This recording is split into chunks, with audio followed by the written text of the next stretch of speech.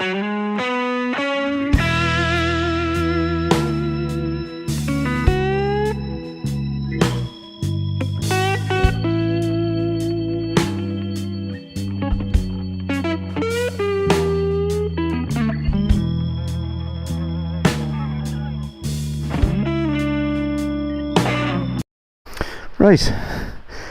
that's the Mottee Stone done. I am now going to try to get this thing to take me to Shillelagh Courthouse. Well, it is a lovely day now. You kind of get a sense of what could have been seen from the Mottee Stone had the weather been like this when I was standing on top of it.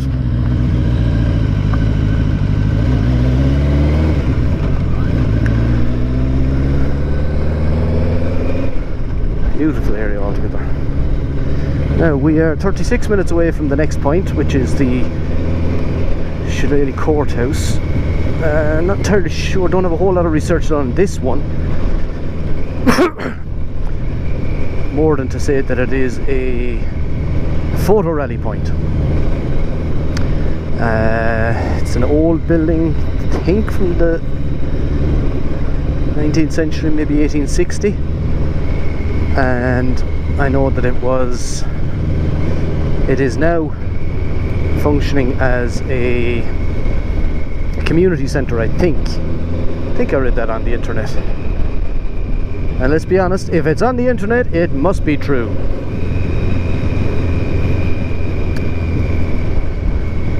Ooh, some kind of fuel spill there. Fuel spill on the left, gravel in the middle. Although to be perfectly honest, after coming up that hill, I'm far more confident in my off-roading abilities, given that actually was my first ever off-roading experience. I think I performed quite well, considering.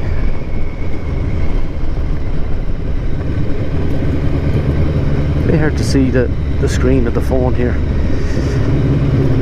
I must come back to another day and do a proper review on the Sygic Sat Nav app, fondly referred to as Susie, because she gets a bad press from me. She gets a lot of bad press from me, particularly in the many bridges to cross series of videos that I did there, where we followed the route of the Shannon, myself and Bike Buddy. But to be fair to it, a lot of that was not her fault.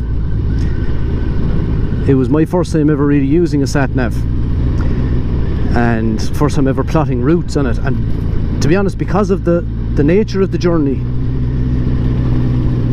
in order to make sure we hit all the bridges and approach them from the right side, etc., etc., it required putting in an awful lot of waypoints to get to it. Now, a lot of people have been saying to me, like, you know, why didn't you just use Google Maps as your sat nav? Google Maps is fine, much like Susie's sat nav. If you want to go from A to B, Google Maps is perfect. You put in your destination and it'll pick your routes and you go. It's a little bit different when you're... Well, the first drawback that Google Maps has is it'll only let you put in, I think, 6 or maybe 8 points on your route. I mean, we had, at one point there, we had to make sure that we approached it all from the right angles and, you know, managed to get all the bridges. We had something like 229 waypoints that we had to pass through. So Google Maps was never going to do that. I had hoped that Susie had the advantage there, and she did, to be fair to her. Like, she would let you put in as many waypoints as you wanted. The problem was with Susie, when you start a journey, when you plot and save a route, it saves it from, let's say you're going from Tullamore. Let's say, take this morning, I went from Tullamore to Mount Mellick to Emo to the Curragh. If I put in that into the sat nav, that I want to go from Tullamore to the Curragh, it'll do exactly what Google Maps does, and it'll give you the directions, and it'll be fine. You can put in your waypoints like Mount Mellick, Emo and Newbridge, but the problem you'll have is if you set off and go there, it's fine, but if you stop for petrol or anything and the sat nav turns itself off, or if you click out of that route, when you click back into that route, Susie thinks you still want to go from Tullamore to the Curragh, which means if you're stopped in Mount Mellick, she will do her damnedest to bring you back to Tullamore so you can start the journey. And that's what was happening with us, because at every point that I had something like, I think it's something like 9 sections or 9 routes, 9 stages plotted on that trip,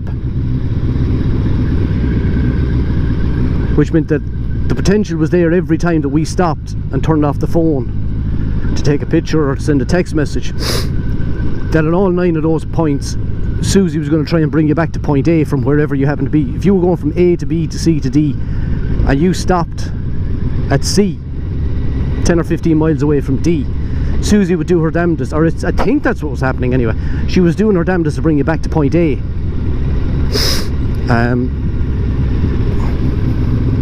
But like, it's a good app in terms of you do get a lot. I mentioned some of it in the video on the Bridges Across video series. Like, you get a lot on your heads up display. I know there's 550 meters to my next junction, 10 kilometers to the nearest petrol station, 23 kilometers after that to the next petrol station, 31 to the next petrol station after that. I can see that the speed limit here is 80 and I'm doing 37 miles an hour now, no, kilometers per hour now. The time is 1:10 according to Susie, which is wrong because she's still on summertime. I have 31 kilometers to go and I'll be there in 31 minutes. It's also giving me a little warning here, I don't know if you can see it, of the dangerous junction or dangerous bend ahead, which, you know, is good, I think. I haven't used Google Maps that much. I'm not sure if Google Maps gives you all of that. Excuse me.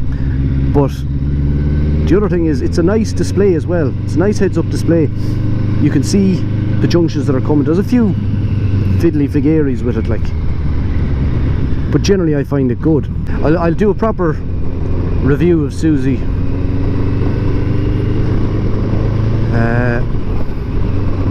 In terms of a review of my sat nav mount, it's an absolutely fantastic sat nav mount for what I paid for it. I think I paid €8 in Diddley Aldi for it, and it's a bicycle. You see, it wants me to go up here, I think.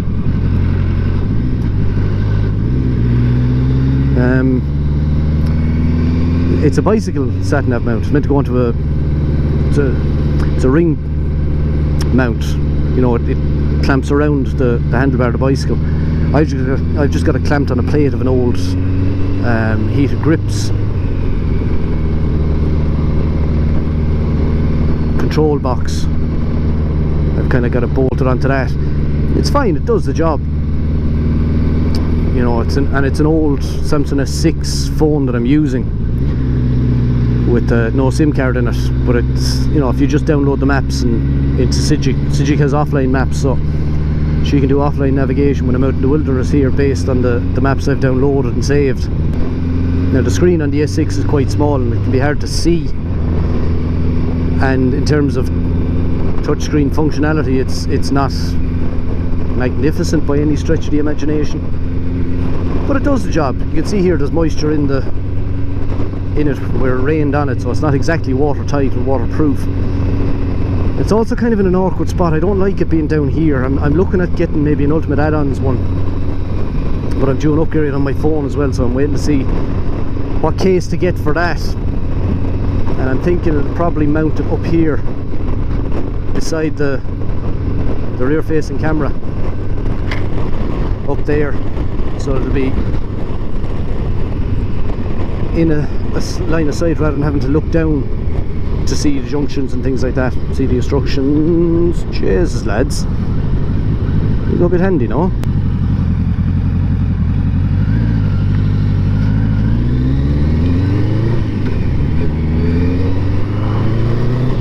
Now we're back on decent road. In other news, I'm hoping to, well, first of all I want to say a big shout out to Too Fast, Too Fearless. I know I'm getting that name wrong. I always get it wrong when I try to mention it. Like, it's not Fast and Fearless, it's Too Fast and Fearless, or Too Fast and Too Fearless, or Fast and Too Fearless, or it's up here. I'll put it up there now. I want to give a big shout out to him because he's a great sub in he's sub to my channel, like, and he's got a good channel going himself. He's got a great channel going himself, but he's very supportive, like, you know, he'll always comment on a video. And I love when people comment on the videos, you know. I love the interaction, like, and I always comment on other people's videos. I don't do a sub for sub thing generally because I don't see a point of subbing for a sub, but I'll definitely engage with people and comment on their videos, and I'd love to see more videos of mine getting some comments. But Too Fast and Fearless, he always engages with videos, he always watches them, he always comments on them, and he also did a very big thing there at the start of January. He did a shout out for me, and he encouraged people who are sub to his channel to come and check out my channel, which is very much appreciated. And I wanted to kind of return that favour. And I've got 47 subs, I think, at the moment. And after he did that, like, I think I had something like 31 or something, 31 subs. And after he did that, it jumped up to like 45 within a couple of days. So thanks, man, I really appreciate that. And I'm hoping to manage to get out on a dual vlog with him, hopefully, in the coming weeks and the months. Timetabling things are always very difficult with me because of work commitments and family commitments and things like that, but definitely hoping to meet up with him and get out for even a short spin around the Tullamore area, like. Although that windmill that he suggested to me looks like a class day out, like, I'd love to do that, but I fear one of those kind of trips might be a long time coming in terms of trying to organise a time when you're off and when I'm off, like. But definitely should be easier to get a short spin around Tullamore, maybe down to Shannon Harbour or something, or up into the Shillelagh Blooms or something. But I want to say a sincere thanks to him for giving that shout out, like, you know, it was never asked for, it was never expected, and but greatly appreciated nonetheless.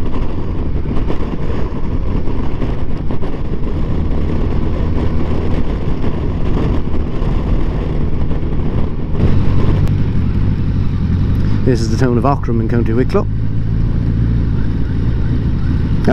Escort Mark 1, Mark 2. Savage. There's usually bikes parked in there as well. The last time I was here, no. Maybe I'm the only clown who's out in this pissing of rain on a bike.